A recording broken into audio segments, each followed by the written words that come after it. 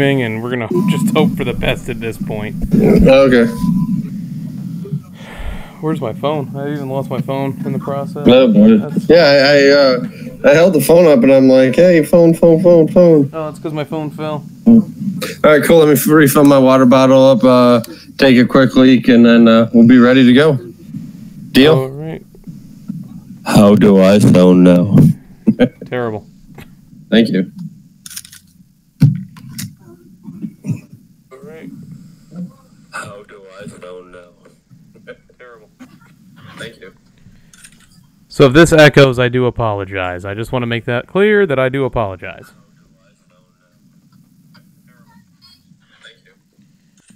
So if this echoes, I do apologize. I just want to make that clear that I do apologize.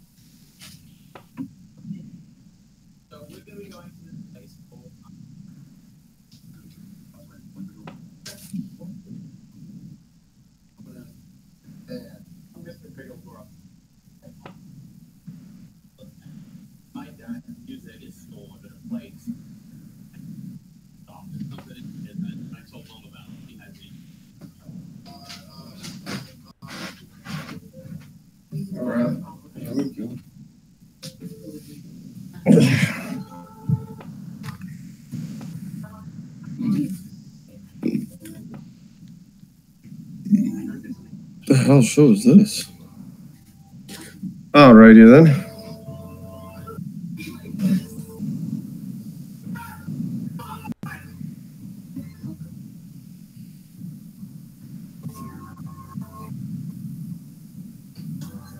That show looked interesting. I kept calling the race this weekend the Granland Outdoors 400. The Greyland, nice. Like a freaking idiot.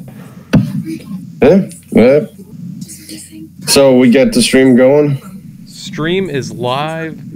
If you just want to mute your mic and check to make sure my audio sounds fine, that would be awesome. What's that? Did you hear what I said? No. Go ahead and mute your mic. Check out the stream and make sure that the audio on my end is fine. Alright, hold on 1 second. I'm just gonna keep babbling like a moron until you let me know if it sounds right or not.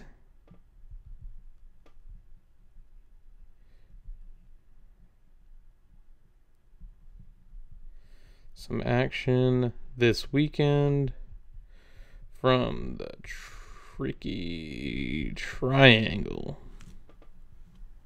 post. And now we're going to send it on in Messenger. Get all the friends in here. Ryan, how does it sound?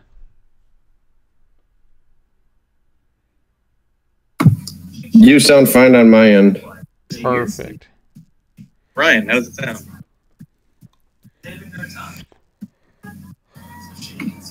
You sound fine on my end. All right, go ahead and mute your phone before we get an echo loop. Well, yeah. I just wanted to see how I sounded too. I may sound sexy. I gonna sound sexy. Excuse me. Whoa! Smoke another one. Why don't you? Yeah, right. Mm. Who else do I need to send this to? Send it to Jerome. Zach, if he wants to watch. Ramon. Campbell. Send it to my buddy Ryan. Actually, I told him about it through to go to YouTube. See if I can do it, maybe. I sent it to him. Oh, did you? Okay, yeah, cool. I sent it on over. All right, cool, good stuff. Yep. All right, now I need to fix the Twitter. Post it to my Twitter. Oh yeah, how about Johnny Football this week? That's right. I know what I'll be watching Friday night. Here comes Johnny Football. And it's The Canadian Montreal. debut. The Montreal Alouettes. And the Hamilton Tiger Kids. CFL on ESPN2. Let's do it. Live next. And get the schedule up, the standings, race results. The Sharks are off this weekend, that's right. And then their next race is Michigan.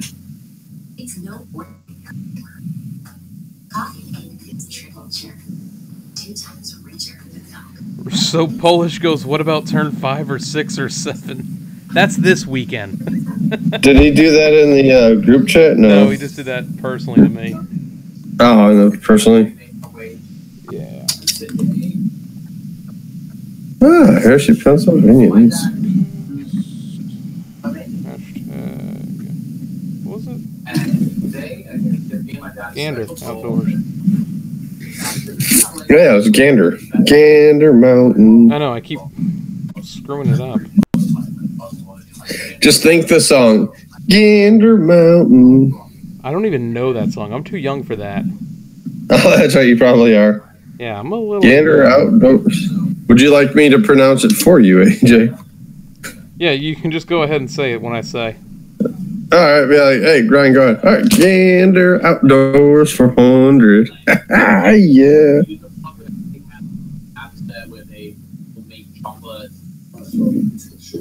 Hashtag NASCAR. Hashtag what turn for? Hashtag waiting on you. I'm ready. Let's go.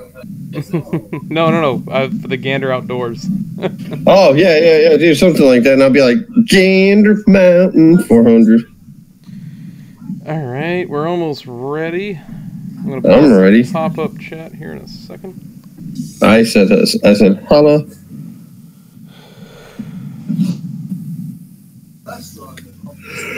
All right, and all I want to do is vroom, and zoom, zoom. I want to pull up our pop-out chat real quick.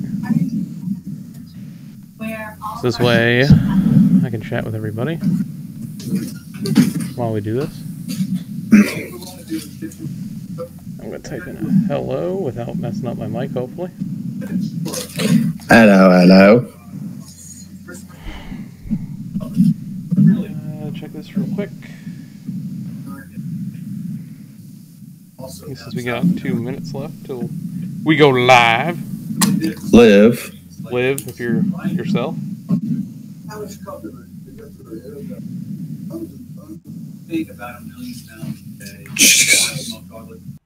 $1 million pounds of coffee beans. Wow. It's a lot of coffee.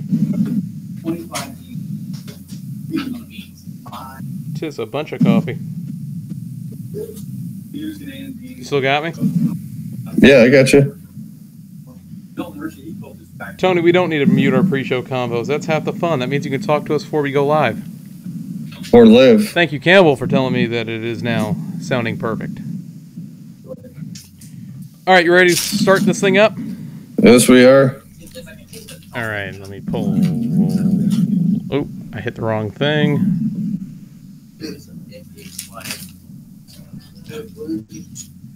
This is the original chocolate. All right, let's start it up. Intro rolling.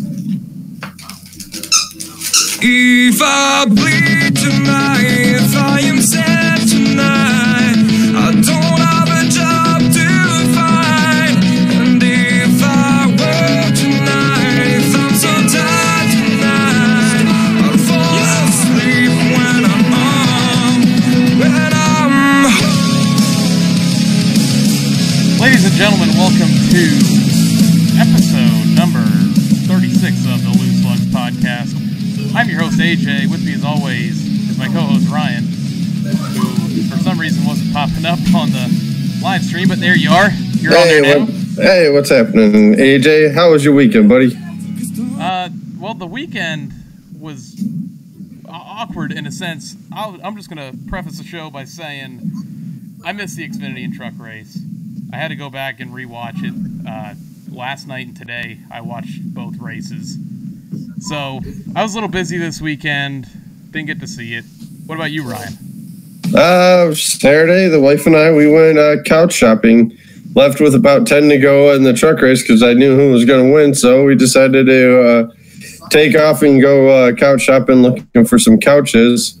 Also, an interesting fact today. At work today, we listened to a classic rock station here, and they're giving away tickets for Friday, Saturday out at MIS with the grand prize winning being pair tickets. The grand prize winner gets a pace car lap around the track, plus pit passes, everything like that. And they asked the question, Bubba Wallace minus Michael McDowell, what driver do you get?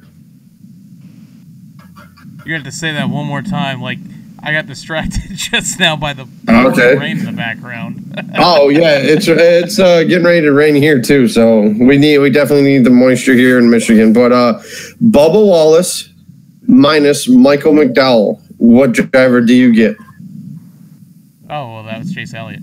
There you go, Chase Elliott. So I knew the answer, so I'm like, all right, I'm going to call the station. Doubt I'll get through. So I called. I'm like, yeah, have you guys gotten a winner for the contest? I know the answer. They're like, yeah, hold on, we'll put you through. Got through. Chase Elliott won. They asked me a couple questions what I thought of the race at Pocono and stuff like that along the lines. But yeah, I got tickets to practice and the truck race next weekend out at the Speedway. Oh, very nice. Very nice. Yeah, yes. It's going to be a good time. So next week, Ryan will see you out at the track. Yes, he will.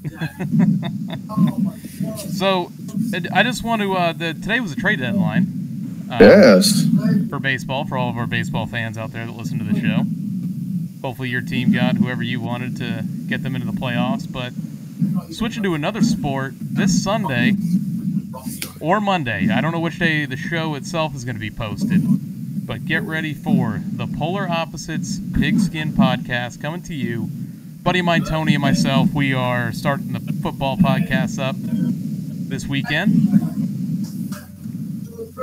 All right, it's going to be this weekend? Yeah, it's like the introductory show. So basically kind of like what we did for our introductory show, where we kind of just talk stories about how we became fans of who we're fans of, and it's going to be fun. It's football season. Got a couple of fantasy drafts coming up. Preseason Thursday, the preseason Hall of Fame game between the Ravens and Bears. Yep, that's right. That's Thursday at 8. It's going to be fun. I can't wait. It's been something that Tony and I have been trying to get started here for the last couple months, and we're finally getting it started. Now, you're sure it's going to be official? You guys do have a date set and time and everything? Not a time yet, but we at least have a date set of when we're recording, so it's a start. That is a start. Yeah, because I remember when we did our introduction episode, how long did it take Adam to get everything organized on there? About 8 hours, 9 hours. Yeah, it took a little bit to get it all set and going, just because of it's weird when you record on Skype as opposed to like recording like we do now with Hangouts and how we live stream. So there isn't as much where you have to keep scrubbing it out and moving the volumes over or the audio over to match up. Yeah, I like doing this so much better because there's days we record on the Mondays, the show wouldn't come out till almost a Thursday, maybe even a Friday because all the editing that he had to do on the show. But thanks again for all the editing help that he has done with our show. Yeah, and he's the one who actually got the audio fixed this week, so I may sound quiet on the live stream, but when we end up editing it after the show, we can match the volumes. It's just where we're both at the same level, and it's awesome, man. It sounds like everything's coming together now. That it is, very surely, for sure. So, that's weird. So you want to get ready to dive right on into this? We got a lot to talk about this week. Yes, we do. All 3 series in action this weekend. Yeah, it was the races, from what I saw, because I skimmed through the races, they all looked good. They did. They all were really good. So let's dive on in, get some gas and go going. Let's fire up. Well, let's do it.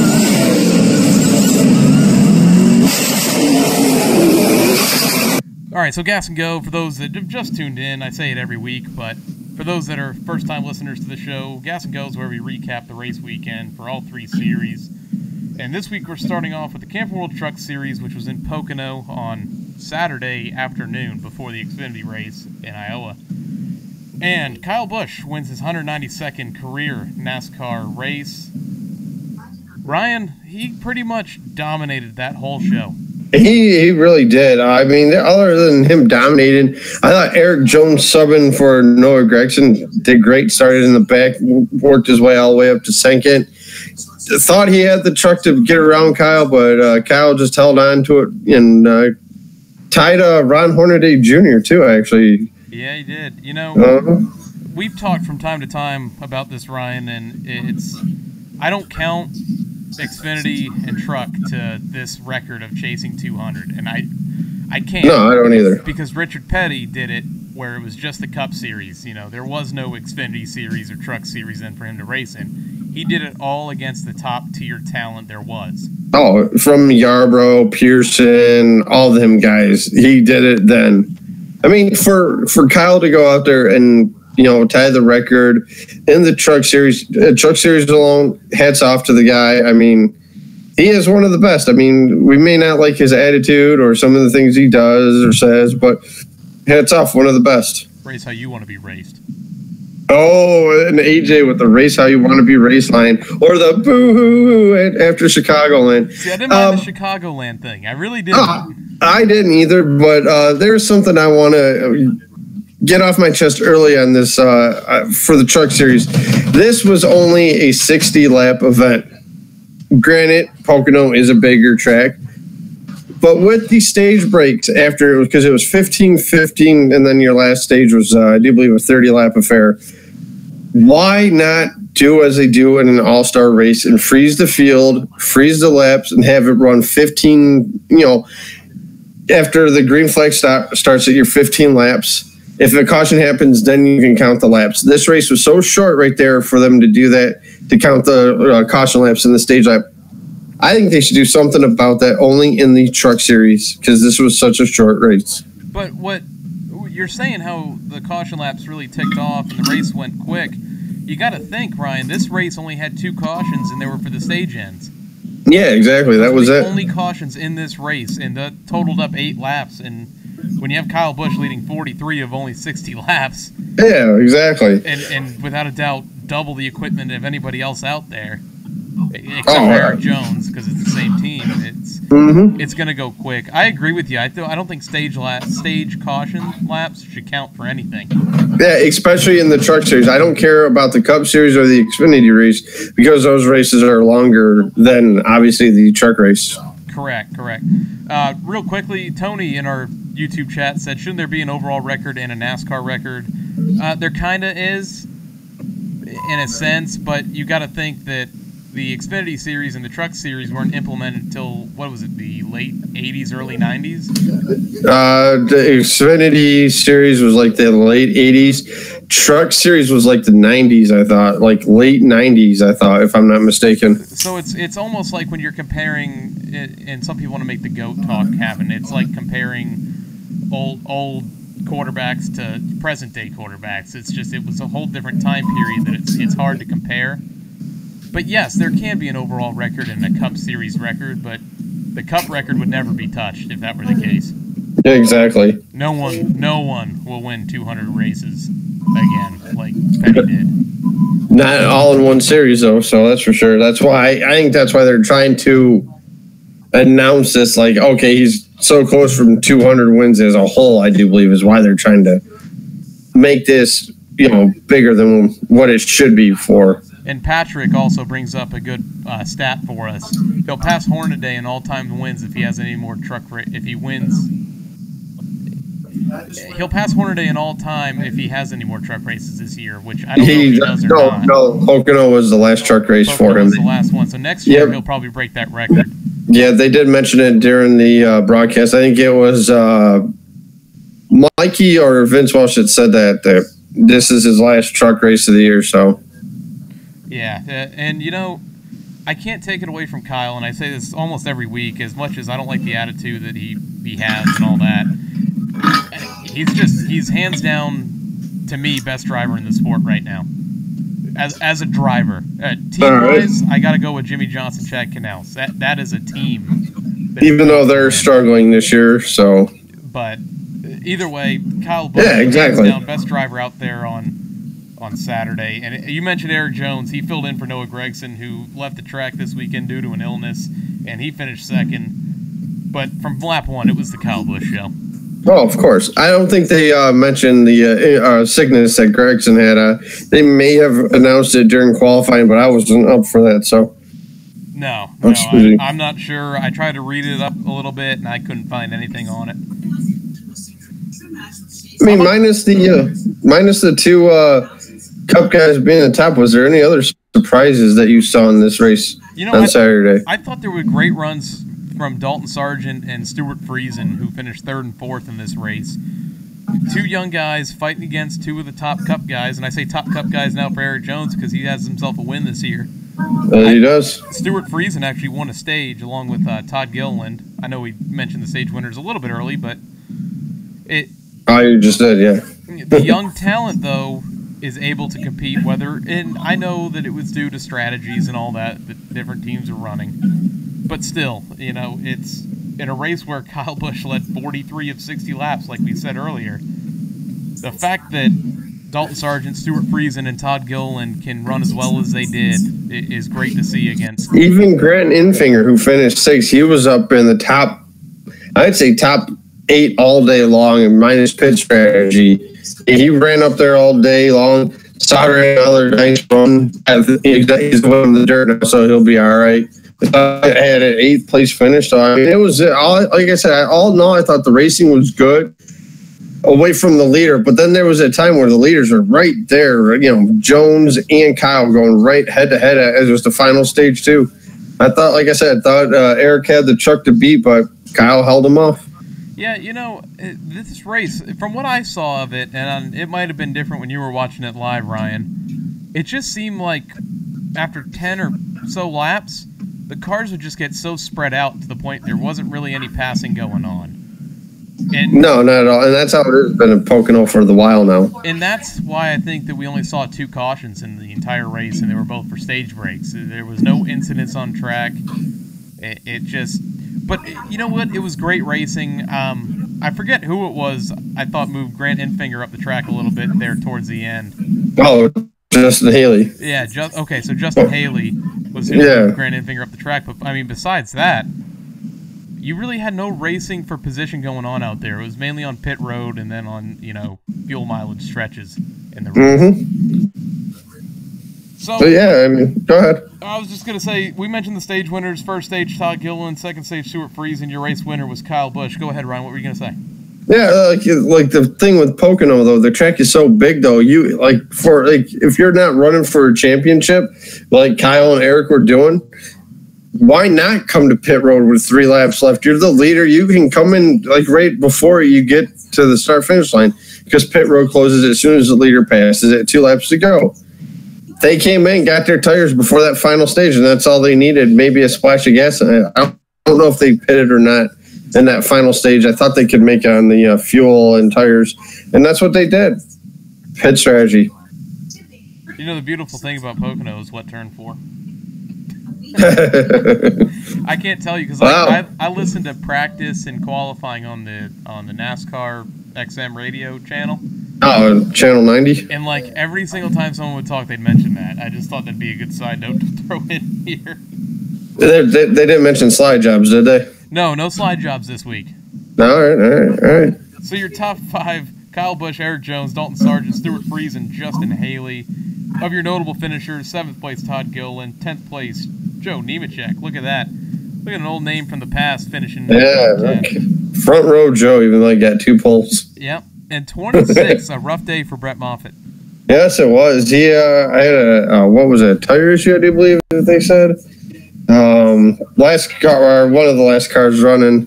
But no, he just had a bad day. This team, either they win or example right here, 26th place finish. Just disaster.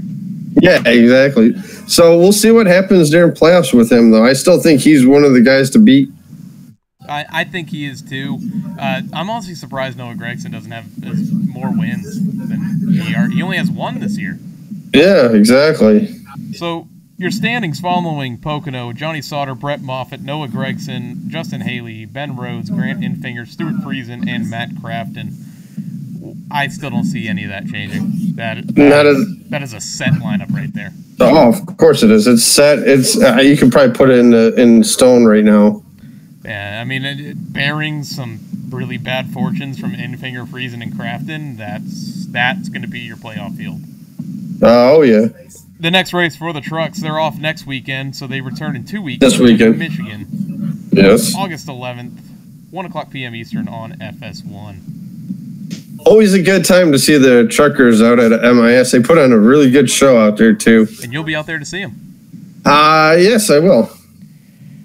Moving on to the NASCAR Xfinity Series, they were in Iowa this weekend, and Christopher Bell, man, C. Bell, 3 wins in a row. He's pulling off that William Byron tear, which I kind of messaged you on Saturday after the Xfinity race, because I did get to see the end, the final overtime in that race. All right. I just feel like Christopher Bell has shades of William Byron to him, and I don't know whether that's going to be good or bad. We saw a glimpse of it this weekend, though, in the Cup Series. This is where, though, I think Christopher Bell and William Byron are 2 different drivers in a sense of, I think Bell is ready to win now and ready to compete now. If you want to compare him to one of the rookies, you know, like a Ryan Blaney when he first came up, Chase Elliott when he came up was battling for wins every weekend, and I can't help but think, man, Denny Hamlin may be on the way out for Christopher Bell to win. Oh, I think so too. Maybe even Suarez if he doesn't win a race here. Man, Suarez in these last couple weeks have shown a lot of promise. He has. And the 11 team is just in such a terrible funk right now. But he could even go on to Furniture Row Racing and be driving in the number 77 as Truex's teammate, almost like what Eric Jones did, or exactly.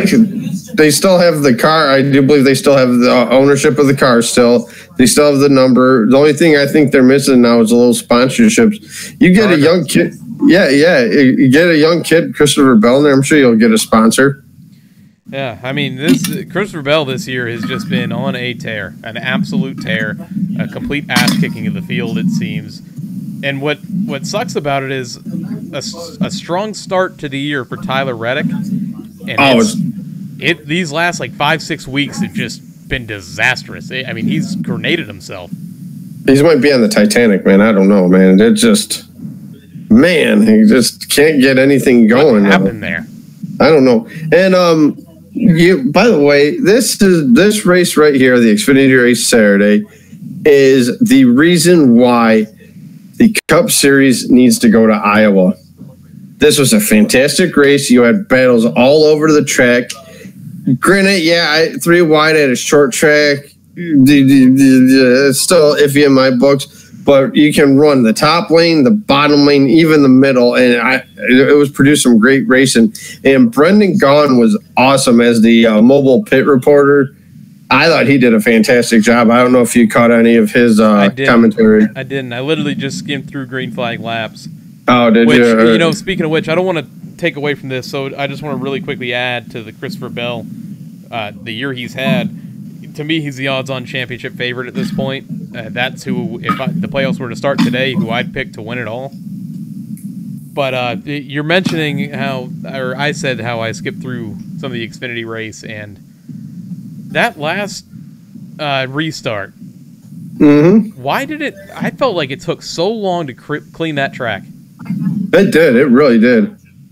I don't know if they stretched that speedy dry from the beginning of, I think it was turn 1 all the way outside, halfway down the backstretch.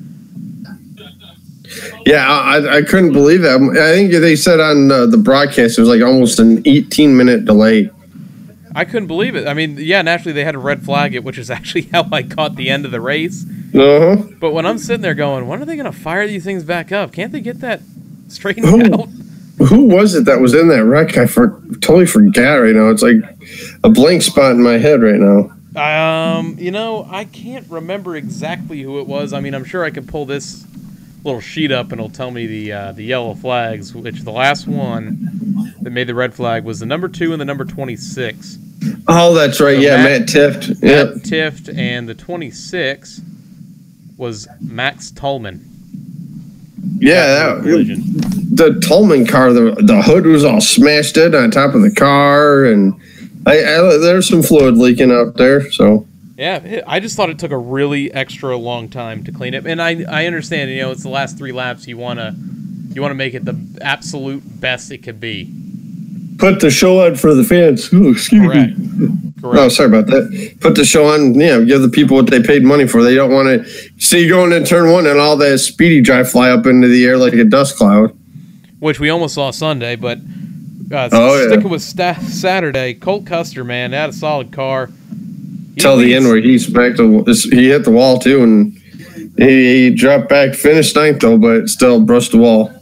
Custer led 104 laps in this race. Christopher Bell led 94, which was only 10 laps off, and John Hunter Nemechek too led a 41 laps. So solid. I think the racing is 10 times better when you don't have Cup guys in the field. Easy, 100 times better. And I know that you're trying to get these guys prepared, and I know a lot of the guys want the Cup guys in there so they can see how they battle against them. Yep. But I just feel like the better racing is when they're not in the field, and I honestly think you can draw a bigger crowd if you do it that way. If you at least limit it a little bit more than what it already is to what Cup guys can run in the Xfinity Series. This is a prime example right here. Look at the guy who finished in 3rd, Kyle Benjamin. Yeah. Why isn't he running the truck series for the Kyle Busch truck? That was the 51 truck or the 18 truck or whatever truck that get him in there. Let him run the rest of the Xfinity races because he's only, I think Martinsville is the next race he's going to run. They said that or Phoenix. I can't remember. One of the two they said during the broadcast. The kid's got talent. Get him in the car. See what he can do. Get him ready next year. I agree with you wholeheartedly on that. And I sound like a broken record this episode with saying I fully agree with you, but you're hitting it right on the head today, man. I don't know why we're going to put Eric Jones, an established Cup guy, into that ride, but in this situation, I understand I should take that back what I just said. Oh, for at Pocono? Yeah, there was nobody they were to stand by. Pocono, and the Xfinity race started right after the checkered flag of the truck race, actually an hour after, because they did qualifying for the Cup Series. Yeah, and then that's when they went live with the broadcast at Iowa. Correct. Scrolling down my list here that I made, Ryan, Christopher Bell, he was in trouble early when he got into a collision with Chase Briscoe. Mm-hmm. Which, I mean, Bell didn't have really much damage after that, but the fact that he still was in an early incident and came back to rebound to win his 3rd straight race. It's Unbelievable. It's just another reason why I think that team is set to win the title this year. It's him, Allgaier, and then you got to throw Elliott Sadler in there. Yeah, you can throw Sadler in there, but there's I don't know, maybe. I'd like to say Tyler Reddick, but we've seen how that's gone this year. Exactly. I don't know. Maybe you could throw. Hold on, give me a second here, AJ.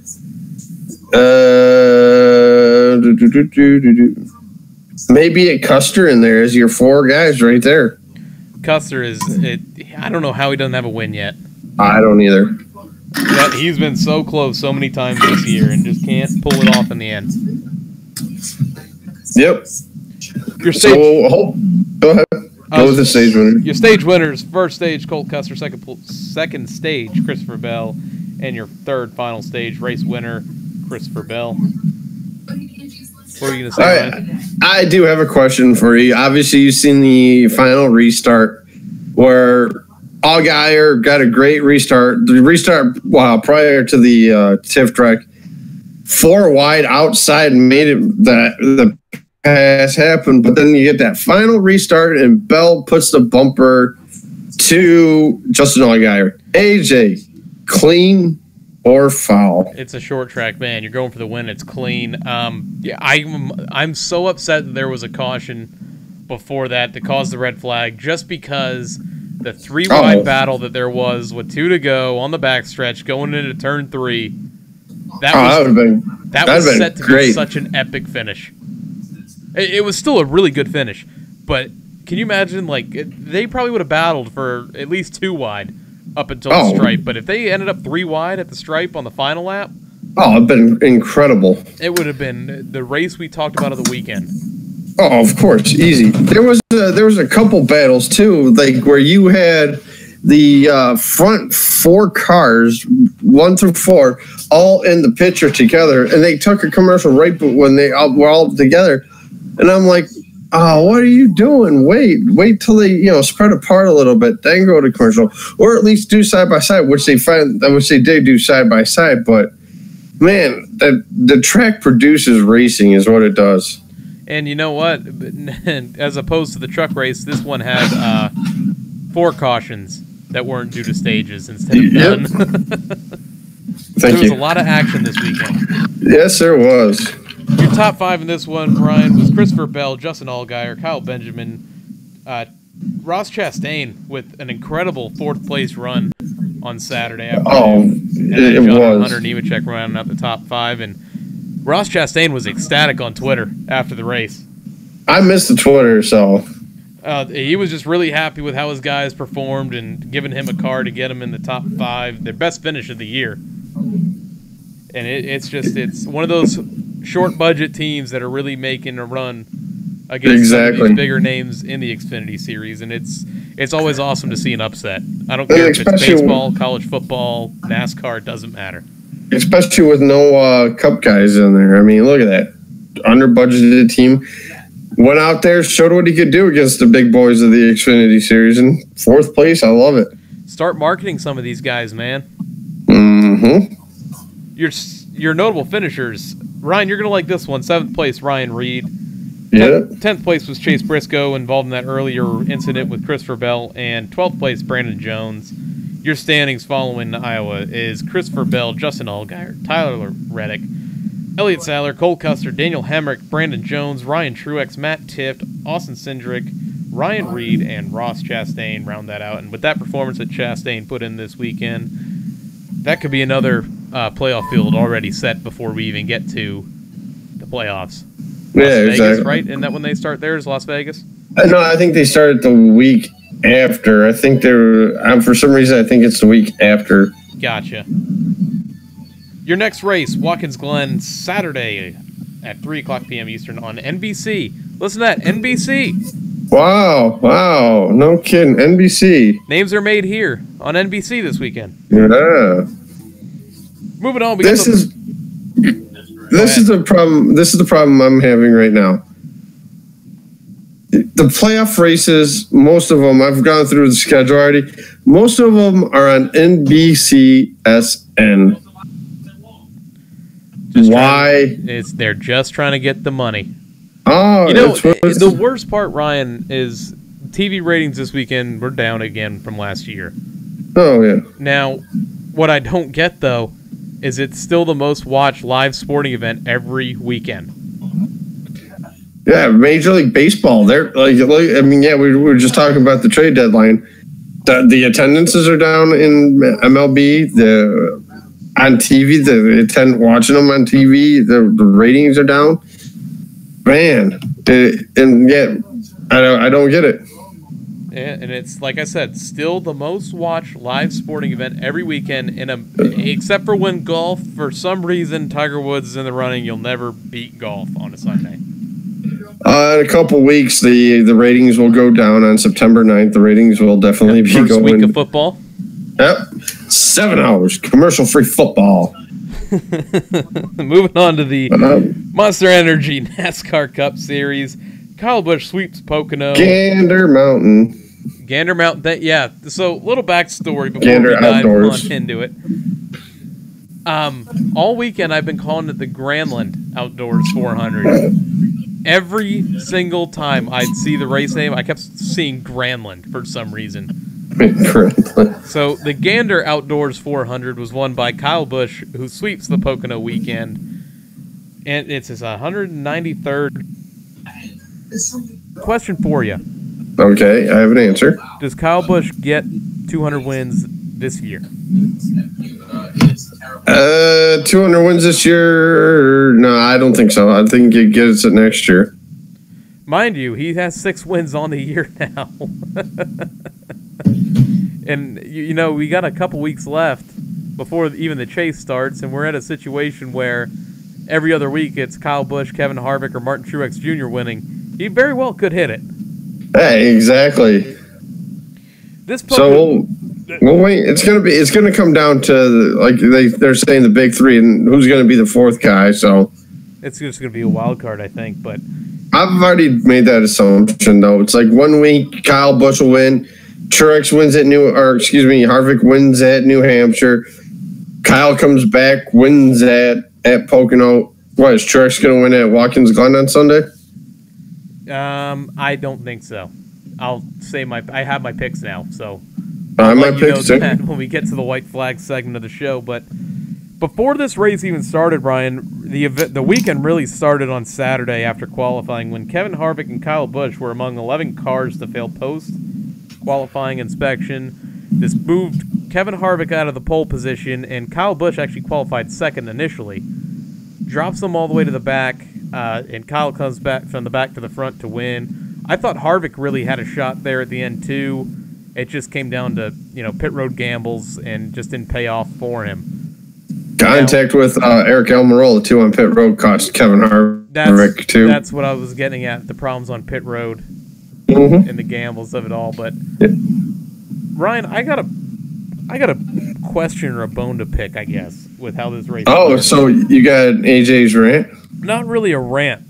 But did you notice on the pace laps how Kevin Harvick and Kyle Busch were supposed to drop to the rear? Yeah. Which means you're supposed to start, dead last. How come, 10, 15 cars drop below before the final pace lap to let them by? I think the reason why that is, you said it was those 2 guys and 11 other guys. They went by point standings is why Harvick and Kyle Busch were ahead of everybody else.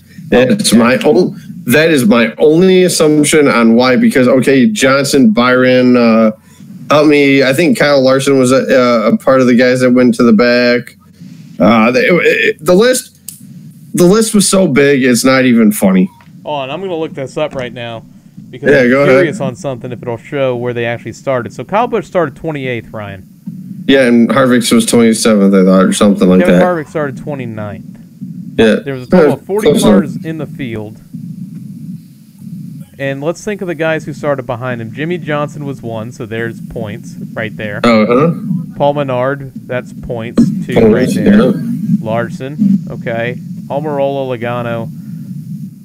Casey Kane was 40th. So, it was done by points. Because when I saw all those guys drop to the back, and then they were passing cars already before the race had even started, I didn't know it was actually those guys at the time. I thought it was your Ross Chastains of the field or your BJ.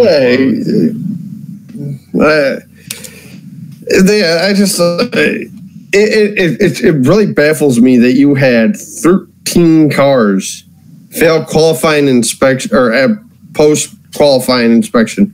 Maybe it was the paint schemes.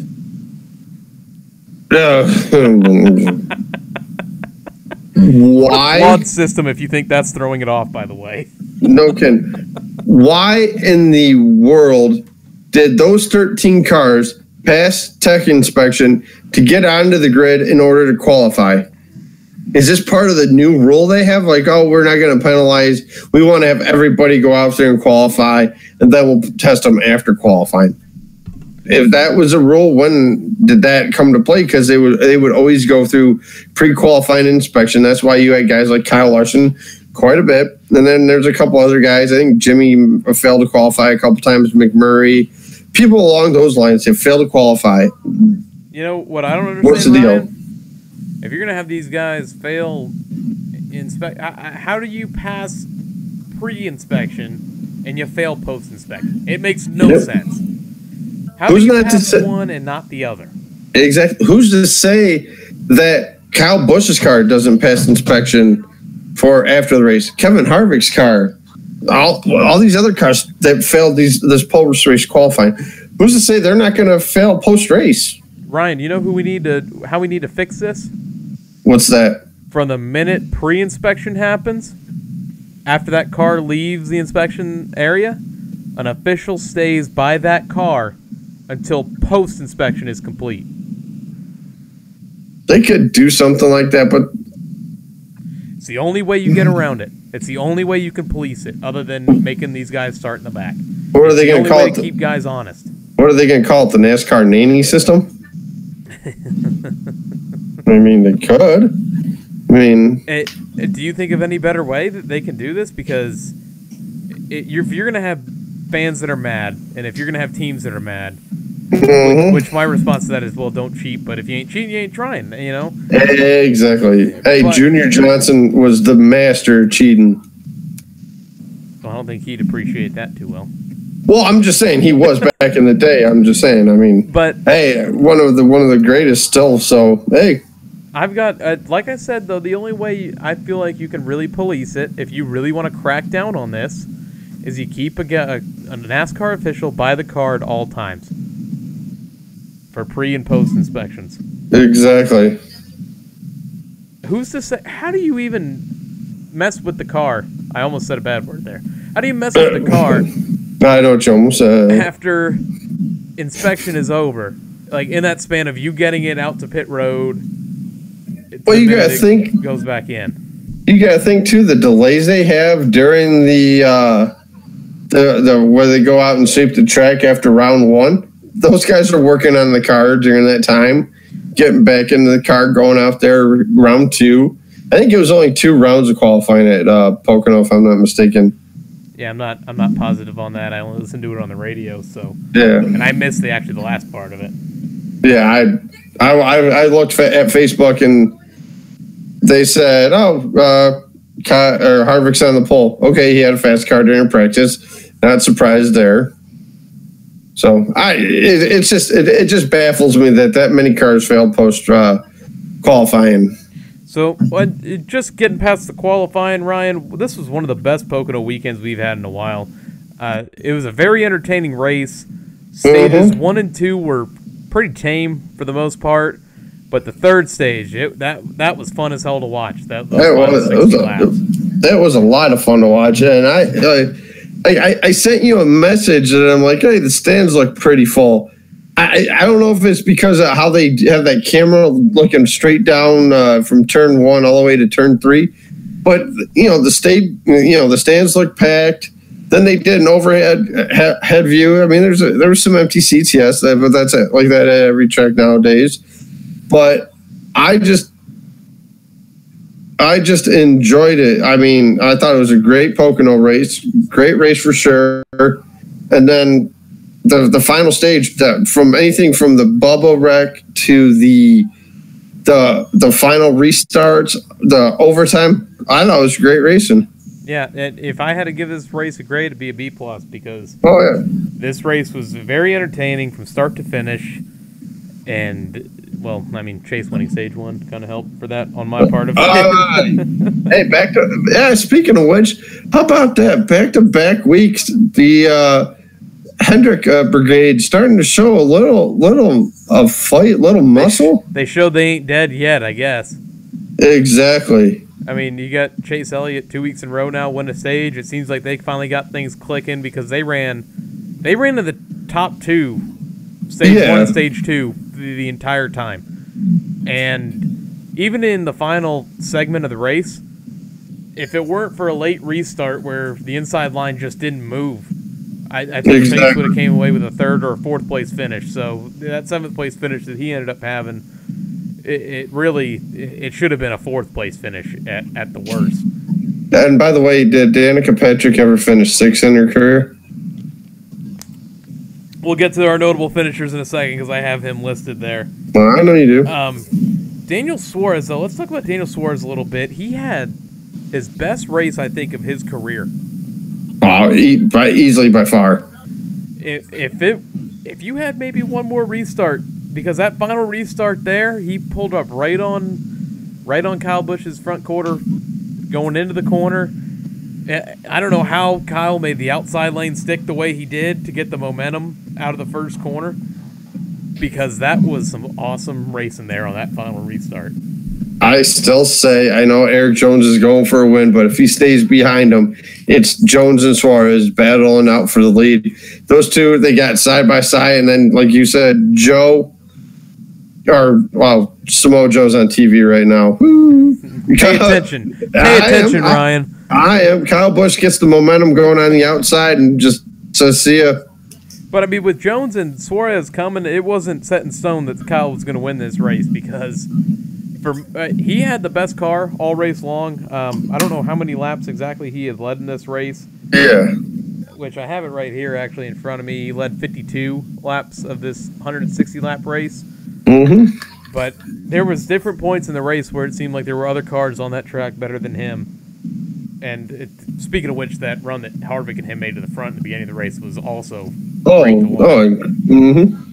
And then I know we're getting ready to dive into it, but excuse me, that Bubba Wallace crash, I'm saying it right now. Thank you, safer barriers and safer cars. Well, before we had that Bubba Wallace crash, we had Brad Kay blowing out a tire. We don't need to talk about that. Yeah, he's having bad luck right now, man. New Hampshire, he lost the brakes at New Hampshire. And now the tire goes down. He had bad time. You know, Keselowski's lucky that more cars weren't involved in that because he was setting up for a battle with Jimmy Johnson there, and he got right under him, and then thank God he slowed down because that was going to take out a serious handful of cars there. Well, we had the barbecue going. Sarah's out there. She was cooking steaks, and I'm like, Brad just spun, and she's like, she did the roll the eyes thing, and I'm like, guess who was in front of it? And she's like, let me guess, Jimmy, and I'm like, yep. I'm like, don't worry, Jimmy's got no damage done to the race car. Here we are. Yeah, he kept rolling on. He was okay. Yep. But now, this is where it got crazy. And I'm sitting at the dinner table eating dinner, but I'm watching the race on my phone when this happened. When they flashed the camera over after saying car in the wall, and you see Bubba Wallace just make the impact. You didn't see what happened beforehand. No, you just seen him going into the wall. Uh-huh. And, well, go ahead. You said, thank God for safer barriers because if those aren't there, that wreck is extremely worse.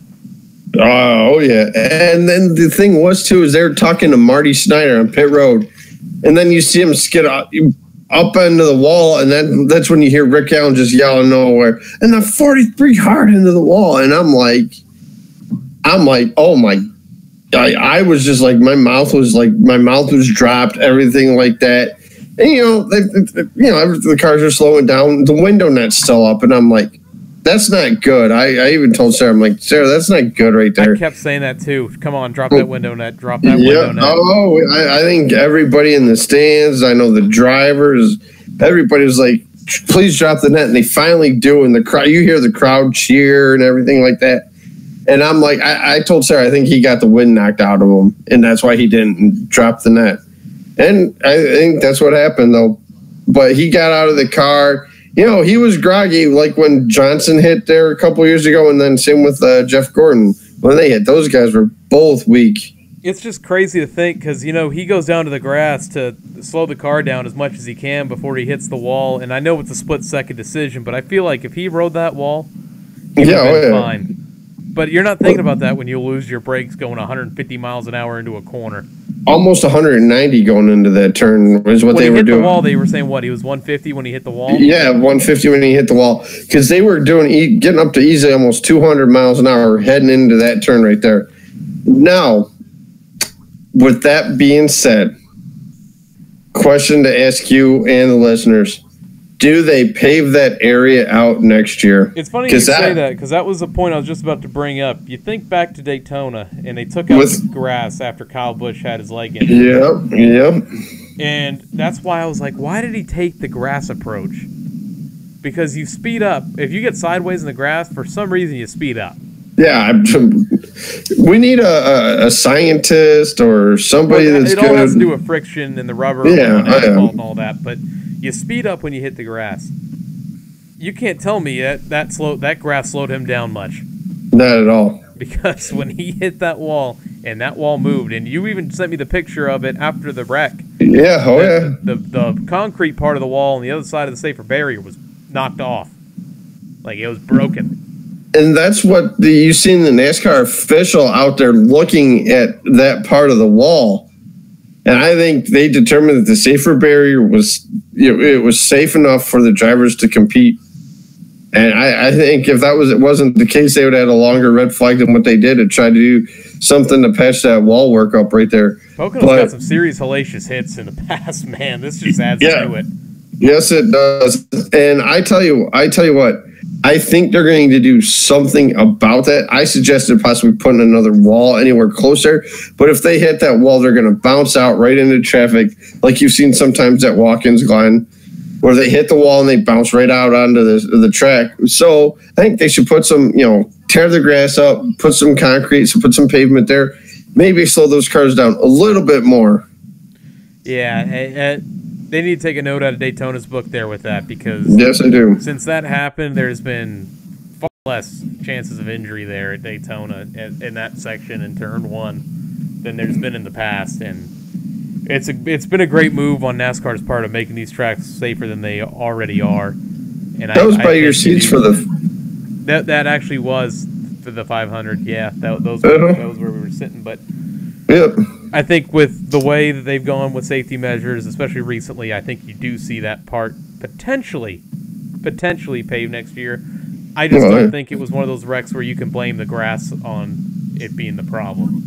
No, I know he lost the brakes and he just, like you said, split this second decision. What do I do? What do I do? And then he did, and it what happened. But his interview afterwards was. It made us laugh. It made us laugh. I mean, he's like, yeah, I know I'm going to be sore in the morning, but the ultrasound came back, no twins, and I was dying laughing right there. I'm like, man, after being hit that hard, he's got a good sense of humor. So yeah, he did. So after this wreck gets all cleaned up, Ryan. We had Landon Castle during the caution laps. Did he blow up, or what happened there? On the caution lap. He was some type of fluid that was going all over the track, so they had to get that cleaned up. And yeah, because when I saw the car go up in smoke, and then they restarted the race, and then they had to throw the yellow flag right back out as soon as it was restarted. Yeah, that was gonna be a good restart too. I mean. Yeah, all right. Let's say if that quick caution doesn't come out, does Suarez pass him? I don't think he got a good enough restart there to pass Kyle Busch for the win. Exactly. So, this one kind of took a little bit to clean up, because now we had fluid stretching from the very first part of the backstretch all the way, or not the backstretch. Turn 2 is where it started. Yep. And it went all the way out of 4. They had to put Speedy Dry all the way down it. Or no. I'm sorry. You're right. I'm way out of whack. It was Turn 1 where it started. Turn 3. Turn 1 is where this all started. Yeah, they were making a comment about how they run over that Speedy Dry. They're not going to have as much grip. So Turn 1 all the way to Turn 2. Yep. On the peak of the triangle. Yes. As we give you a geometry lesson. Even though you said Turn 4, it's Turn... I know. What Turn 4? Exactly. Or slide job. Oh, man. Like I said, for a Pocono race, I thought it was very entertaining. Good finish. And didn't like the outcome, so to speak, but it was still, all in all, it was a good race. Last restart was set up by Almirola and Stenhouse, just a side note there. That set up the overtime. But, Ryan, I noticed something, because I messaged you during the race that I missed a portion of it. I noticed Joey Logano on the front bumper. It looked like it was like tape stretching all the way from the hood down right above the grill. What happened there? What did I miss there? He hit, I think it was Corey LaJoie, like in the very beginning of the race, because I think Logano was one of those cars that failed post qualifying. Got a little damage right there, tape, and his car had a good day, Logano. But I don't know if you saw this after the race. Matt DiBenedetto and Eric Almirola getting into a confrontation on pit road. No, I totally missed that. Yeah. Matt Benedetto, who's a bigger guy. Him and Eric, Di Benedetto, awesome guy, fun to hang out with, good guy to chat with too. Him and Eric Almirola, who's always seemed to me like a nice, calm, relaxing guy on the track. Those two bump. DiBenedetto was like, hey, I'm going for 25th. Hey, I'm still racing my heart out for 25th. Eric Almirola, yes, has been there. I think he should have already had a win this year, but doesn't. I think he got frustrated between the incident between him and Harvick on pit road, beating and banging. I think Almirola spun out and they had confrontation on pit road. I didn't see it, but I'm going to have to go back and watch it now after we get done recording because I didn't even notice that had happened. Yeah, and excuse me, I guess it's blown up on Twitter. Oh, really? Like DiBenedetto said something on Twitter about it to Eric Almirola and NASCAR and NBC and all that. It's pretty funny. Well, now I'm going to have to look it up when we're done here.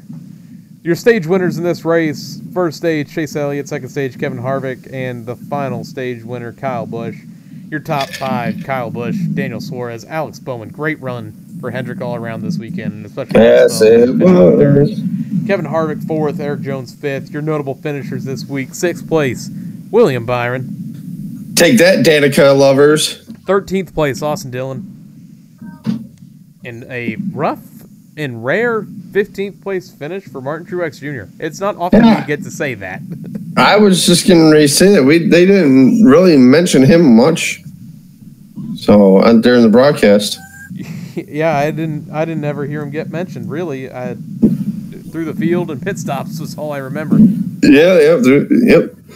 Your playoffs. Normally, go ahead. I was going to say the playoff standings, but go ahead, Ryan. What do you Normally, got? when they do the through the field, there's always an incident on track or off track, or that always happens. Every time. Dude, I don't know if it was ESPN, Fox, or whoever else.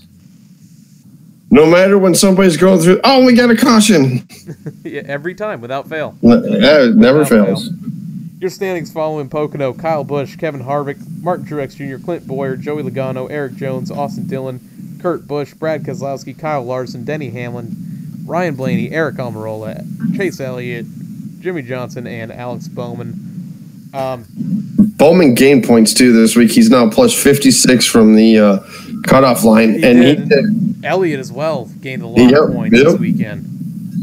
But this weekend is that wild card race, Watkins Glen, where you got guys like AJ Allmendinger, Michael McDowell, who's a good road course racer. This is their time to get into the playoffs. I mean, as you're saying, the next race is Watkins Glen this Sunday, 3 p.m. Eastern on NBC, and like you said, it's a wild card race. Anybody can win this thing. Any one of the starting 40 can really be there at the end, and I think my guy is going to come as a surprise to you when we get to that part of the show. All right.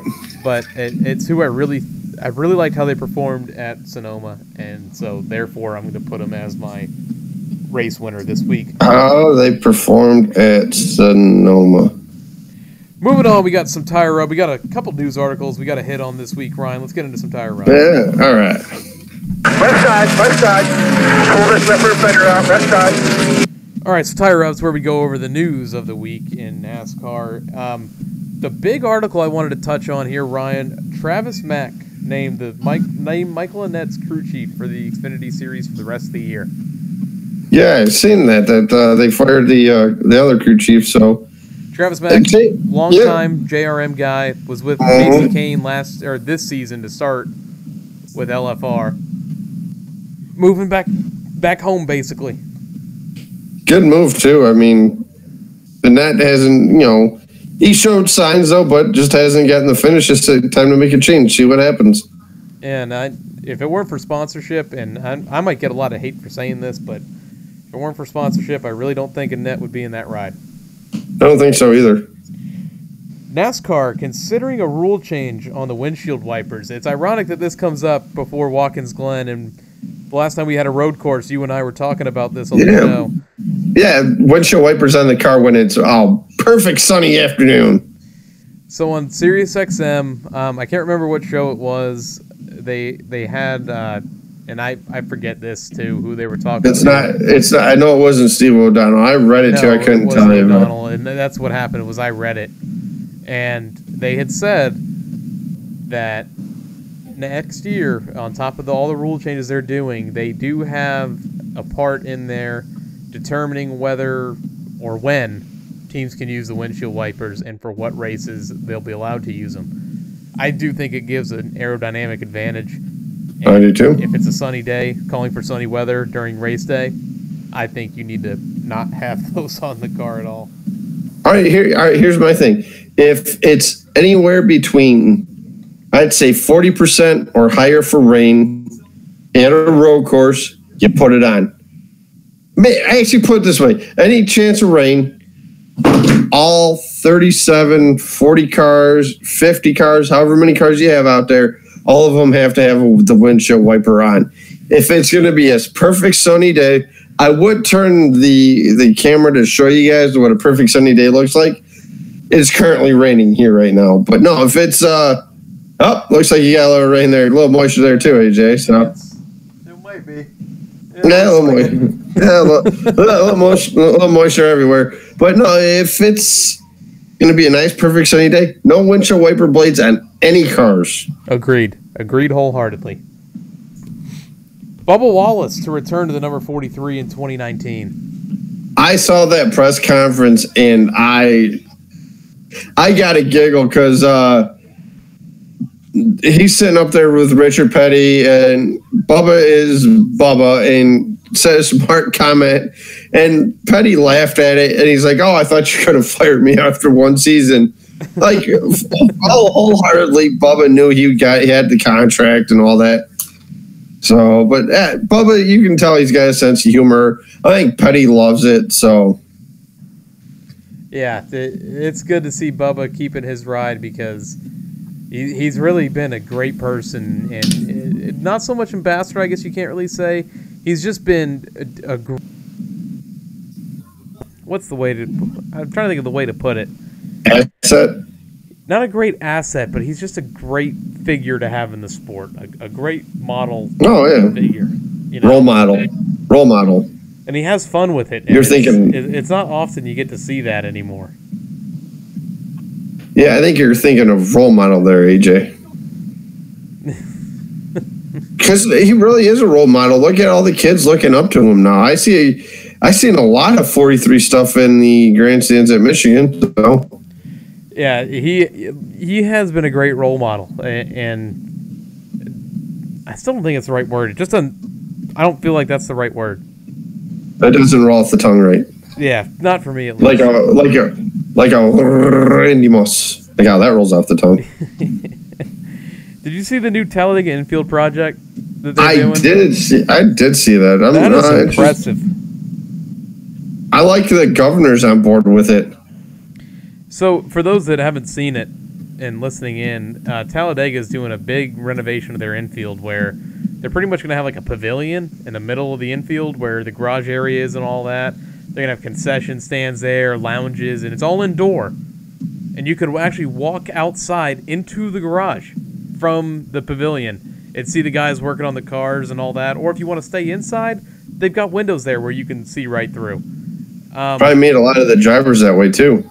Yeah, and I really am interested to see this project when it's all said and done because from the pictures I saw, it's going to be a great draw for NASCAR, especially in Talladega. And Richmond did their project. Phoenix is doing their project. There's a lot of tracks doing these renovations to the track. So it's really a way you bring fans back to the sport. Exactly. And I know more new fans to come in. I don't know what they do pre-race at Daytona, but at MIS they have BMX. They have dirt bikes doing tricks and all that. They had a guy walking through, a couple guys on stilts, a couple magic acts, guy juggling stuff and all that. So they're doing a lot of stuff like that, especially for the kids. I know a lot of tracks. Some of them have Ferris wheels, stuff like that. Make it entertaining for the kids. I mean, you're there all day, so it's how you get this younger generation back into coming and getting these attendance numbers back up at certain tracks. I think it's a great great renovation Talladega's doing. IMS is Why? doing. Like you said, Richmond has already done. It's that feel and that draw is coming back. Yes, it is. We have Craftsman Tools returning to NASCAR, and they're sponsoring Eric Jones. Yes. Is this a return of Craftsman sponsoring at the series? Maybe it's the Craftsman sponsoring the new pit guns. Yeah, maybe. Although in fairness, Haven't heard anything lately. exactly, since the warmer weather started appearing, we haven't heard anything about it. Wait till the playoffs, though. Maybe when they go to Martinsville, it's going to be like 30 or 40 degrees again. Man, people in Martinsville, they go to the first race in, what was it, May, and it was like snowing. And now this week, or this coming up playoff race, who knows what the weather's going to be there. Yeah, agreed. Well, Ryan, we've hit the point in the show where it's time for me to do some work. Where you talk for like 20 minutes. Yeah, we're going to see how quickly I can get through this today. We got a social media update like we do every week, so let's get to it. We are up to 653 downloads on Podbean, iTunes, and Stitcher, 226 followers on Twitter, 58 likes on Facebook, 19 subscribers on YouTube. New follower shout out this week. This week we only have one. Ryan Guns, one of your personal friends, Ryan, at RG61884. Go ahead. Yeah, Ryan has been a great friend of mine. He's a Matt Kenseth fan, but he also likes the Gibbs camp. So I mean, I don't hold it against you, buddy. But him and I be going out to the race together in a couple weeks. So thank you for following, Ryan. Good buddy, man. Thank you for the follow. Our podcast shout-outs this week, as always, the Lap Traffic Podcast, the PTM Racing Podcast, the My Opinion and Therefore Fact Podcast, the All Turns No Breaks Podcast, the BNR Podcast, and Creditcast, the 3 Wide Podcast, NASCAR Opinion, the Final Lap Weekly, and the Side Draft Podcast. Some places you can find us: iTunes, Podbean, Stitcher, YouTube. Type in your search bar, the Loose Lugs Podcast. Turn on your notification bell, subscribe, follow. This way you'll know every time that we drop some new content. And once again, that is just by searching the Loose Lugs Podcast. On Twitter, we are at Lugs Podcast. Tweet us about the show using the hashtag LugsPod. On Facebook, we are the Loose Lugs Podcast. And our personal accounts, myself, Grey Goose F150, and Ryan. R. Rancola 88. See that? I got through social media fairly quickly today. That's pretty good. Pretty good. Ryan, we have this point in the show where you do your rant. Let us hear it. Where I do my rant. All right, guys. Like I said, I hope everybody's enjoying the NASCAR season so far. I know I am. I mean, lackluster wins, but you can't do anything about it because these guys have got everything dialed in. It still gets me, though, that these guys still don't understand that why this guy put the bumper to me, why this guy did this. Because Justin Allgaier, I had it after the race. He's like, I don't think he needed to do that in order to pass me to get the win at Iowa, but he did. It's what a winner wants to do. He wants to go out there, grab the bull by the horns, get to victory lane, get the check, get into the playoffs, hopefully win himself a championship. With that being said, the qualifying issues, and what is with this tech inspection anyway that these guys are going through week in, week out? Why can't they keep the rules the same? They switch them up every single week, month, year. Midweek, they'll change something. I don't know. Stick to something. Stay with it, please. I agree, man. You said that same thing earlier in the show, and my opinions on it are the same now as it was then. It's stick with the rules. Stick with the rules all season long. Yeah, because like I said, remember there was a couple times this year that qualifying is getting ready to start in 5 minutes, and you still have 20 some cars, maybe 10 cars still need to go through inspections. This new inspection process with all this laser, this technology that they have to go through. Change it up. And I think that's why, and I do believe that's why you had 13 cars, because I haven't heard anything. I don't know if you quote me if I'm wrong. I haven't heard anything about them changing when they're going to do the qualifying inspection, whether it be before it or after it. I haven't heard nothing either. Exactly. And then if that was the case, why couldn't it have been made to the public? This is why 13 cars did not make time have to go to the back. Please, just be up front with us, open to us. That's what we are. Listen to the fans. Listen to us, folks. Agreed. And by the way, speaking of which, this is kind of funny. Last night, I'm on Facebook before I get ready to go to bed. Jim Caldwell. That's right, Jim Caldwell, the former coach of our beloved Detroit football Kitty Cats, is now part, get this, are you ready for this? The XFL.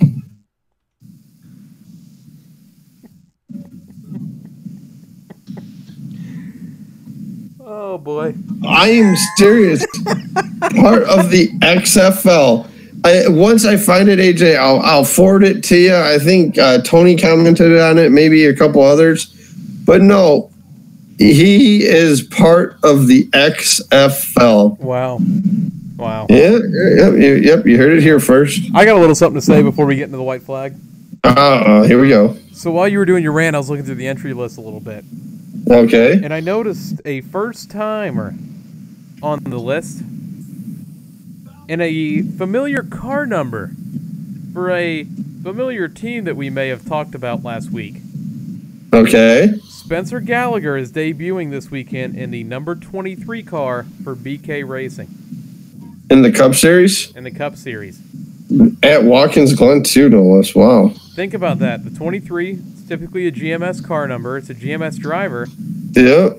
BK Racing, a team that is going through some bankruptcy issues. Yeah, maybe with a former GMS crew chief leading the bidding. Maybe that's there's possibly your winner right there. Think about that. Also, Parker Kligerman in the field this weekend. Is he really in the Cup race? He is. Racing for Gaunt Brothers this weekend. No kidding. Oh, man, he won't be in the turns because NBC stated during the broadcast that they are doing the radio-style broadcast again this year. I thought last year that was a phenomenal job doing it. I applauded them 100% for giving that effort. So I guess with the guys there, he can see, okay, if a guy gets loose, he gets hit. I love it. It is a good call. Ryan, let's get into some white flag. All right. We're talking a lot about the race this weekend. Why don't we just get in the segment that we do it in? Tight, keep looking the mirrors. In line with you, coming to the white. Only two. All right, so the white flag segment of the show is where we talk about our predictions for the next, or upcoming weekend, I should say. Only 2 series in action this weekend, Xfinity and Cup. Truck Series, like you said, is off until Michigan. Ryan, the Xfinity Series, who is the driver you are going with? Ryan Truex. Ryan Truex. I'm sticking with a Ryan as well. Going with Ryan Preece. Oh, all right. And the Cup Series. Go ahead. I threw it out there in the dark. It's a road course. Depending on the weather, why not take a Ryan Truex? I mean, even if there is weather, why not take a Ryan Truex? I do believe right now they're saying for Saturday the weather should be okay for the race. Sunday, there's a possible chance of a shower. That was on Sunday, so, I mean... I gotcha. Weather changes like a light switch. That it does, especially in New York. Yep. AJ, go with your picks first. You're going to let me take my Cup picks first? Might as well. Let's hear them. All right, I'm going with Clint Boyer as my race winner. Solid run at Sonoma earlier this year. Kevin Harvick won the race. Right? Was it Kevin Harvick that won the race? Yeah. I think it was Kevin Harvick that won the race. What, at Sonoma? Yeah. It's Martin Truex Jr. Oh, no, that's right. Okay, Martin Truex Jr., but Harvick had a solid car in that race. Yep. Wow. I'm thinking of Sonoma, Watkins Glen, last year? Was it last year? Yeah, last year. Yep. In the sleeper pick, I'm sticking with Stewart Haas Racing, Eric Almirola. All right. So you got the Boyer and Good picks. Good picks. I'm just going to write down now that you went with AJ Allmendinger as your No, winner. no, I'm not going with AJ Allmendinger. AJ Allmendinger, I think ever since that Sonoma mishap, that he's lost the confidence. I am going with a past winner at the Glen, and I am going to go with the 2 of Brad Keselowski. I think Brad gets it done this weekend. He always seems to run good there. Brad gets it done at Watkins Glen. My dark horse, Michael McDowell. Oh man, I had the 34 written in on you too already, and then I crossed it out. Should be a fun weekend, man. Watkins Glen is just like Sonoma in a sense of it's road course racing, it's out of the element, and it's a 10 times faster track than Sonoma was. I call this the Daytona and Talladega of road course racing. Yeah, I mean it's the highest speeds you'll get on road course. Especially actually, I don't know if you can really get that much speed going down the backstretch on the Roval. What would be the normal Charlotte? But no, the S's. I love the S's. For some reason, I've always loved the S's here at Watkins Glen more so than Sonoma. I think maybe it's because of the elevation change. Maybe it's the speed that they carry through there. But the S's at Watkins Glen are unbelievable, and I can't wait to watch it. One of the races I look forward to every year, minus Daytona for the 500, Bristol Night Race, any short track really, and the ones I go to. This is also a track that last week's IndyCar winner Alexander Rossi has won at last year. Yes, he did. And by the way, how about that Mid-Ohio race? I watched that. I was going back and forth between that and commercials, and I tell you what, Rossi's right there right now for the championship. I'm surprised Dixon, he dominates Mid-Ohio. So, and I think their next race, which is ironic, at Pocono, well, the Xfinity cars in 2 weeks go to Mid-Ohio. Love how they do it on the same weekend. Yeah, they might as well. Oh man. Well, yeah, I'm looking forward to a good, fun race weekend at the Glen. So it should be a good weekend of racing. I can't wait, man. Why don't you hit everyone with it? I think we've hit that point in the show where it's time to end it all and say goodbye. Right? Yeah. Guys, thanks to all for listening. Hope you all have a great rest of the week. We will see you at the track. I will in 2 weeks. Thank you to Tony, Josh, Ramon, Patrick, as always, for joining us here on the Loose Lugs podcast. We appreciate you guys talking with us in the chat. To everyone who listened, who even didn't chat on here, listening now, we thank you so much for tuning into us. And have some fun turning right this weekend. Watkins Glen should be a good one. Have fun.